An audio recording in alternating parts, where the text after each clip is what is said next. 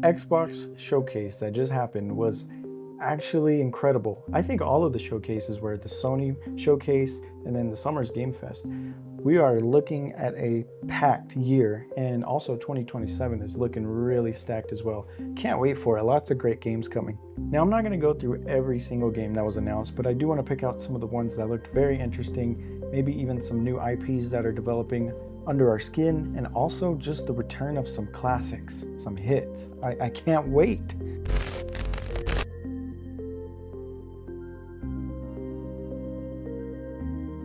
But before that, we're going to talk a little bit about this 25th anniversary console and controller. I mean, this thing is incredible. If I had to choose any of the Series X editions that have come out, this one is definitely at the top with the Galaxy themed one. I believe that was it. That one was awesome. Or was it a Halo edition? I can't remember. But yes, this console looks incredible. The transparent skin that they have on it is just nostalgic. Definitely takes me back to the OG Xbox. Man, what a classic, and what a great job they did with the controller. They even included one of the bumpers to be a white button. You remember how they had the black and the white buttons on the Duke controller? That thing was sick. Me personally though, I'm not going to pick up one of these consoles unless I can find one at an absolute steal. I kind of wish I was at the event because I heard all of the audience members got a free version of this. Yeah, that's the new CEO putting in that work. If you look down and you have fan on your badge, you will be getting one for free later this year.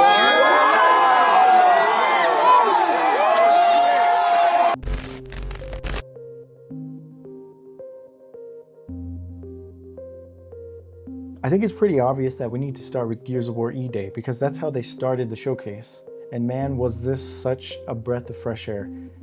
Gears fans are finally getting what we remember as far as the original trilogy goes.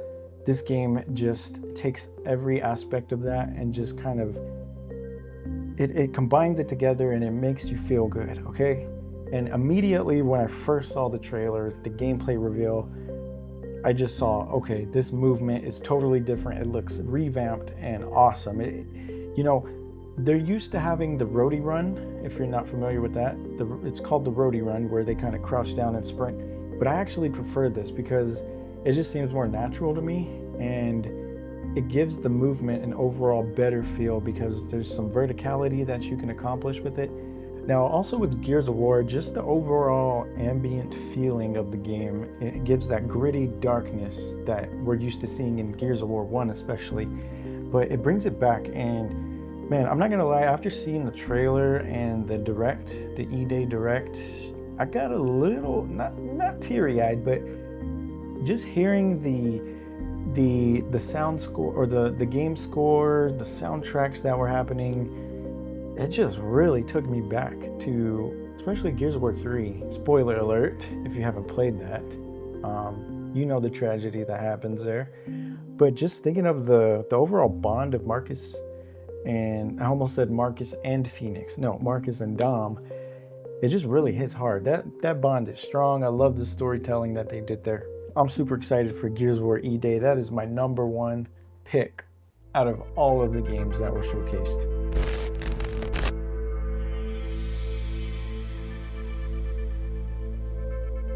Then they started to jump more into the Halo Campaign Evolved, which is just I believe it's a remake of the Combat Evolved.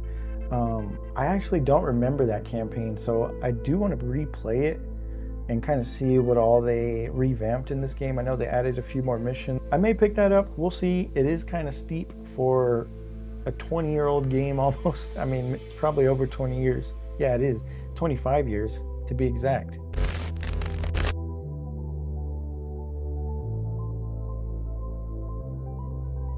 Metro 2039 looked great. I did a video on that. It looks phenomenal. Metro Exodus was a great game. I loved it. And this is probably just going to take it a step forward. Can't wait for that. Now, surprisingly, the Fable trailer, that thing looked incredible. They kind of showcased some things we had never seen before, or at least I haven't seen. It looked definitely more RPG focused, and the combat seemed to really thrive in the trailer. I'm excited for that game, actually. Clockwork Revolution. And this seems to be a game that kind of disappeared on me for a bit. I was wondering, wasn't that game supposed to come out like 2 years ago? But no, I just didn't keep up with it enough. This is another console exclusive that's supposed to be big. It looks fun, more single player focused. Kind of reminds me of like Fallout in a way. I gotta say, one that surprised me the most was Spyro.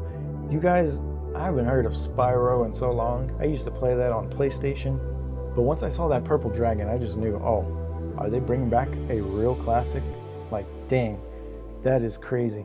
You got Doom the Dark Ages, Revelations. I thought this was a whole separate game, but no, it looks like to be an expansion of Doom the Dark Ages. That makes sense. Persona 6. I've never played any of the Persona games, but I'm sure the fans are happy with that. It was a short little reveal, but hey, you got a new game coming. Crazy Taxi, that's another name I haven't heard in so long. What else do we have here? Valor Mortis. That one seemed interesting. You get to play as Napoleon Bonaparte. Is that how you say it? I don't know, but that looks like another single player game that could definitely be up my alley here. And then The Magician's The Devil's Deal looked interesting as well. More like a BioShock type game. Can't wait for that, man. There's so many great games here. I didn't even get through all of them, like Sinnoh. There's Wulong, Resonance, A Plague Tale Legacy. That one was another one. Oh, also, maybe I'm thinking of the wrong showcase, but Crossfire? That game looks crazy. I think that was PlayStation Showcase. No, that was the Summer Games Fest. So many great games across all of these events. I would love to know what games are on your wish list and what you're going to be picking up day one, because we got to get our wallets ready. This is crazy, especially the month of September. I'm so happy for Xbox and the steps they are taking, especially with the new CEO. She seems to be doing some great changes that seem meaningful. I mean, we're going to have to wait and see how they play out, but I got to say, the first 100 days of her being in that position, I can only see positivity. I can't buy another console, not right now. No. There's no reason for me to buy one, at least yet. But thanks for watching, and save up some money.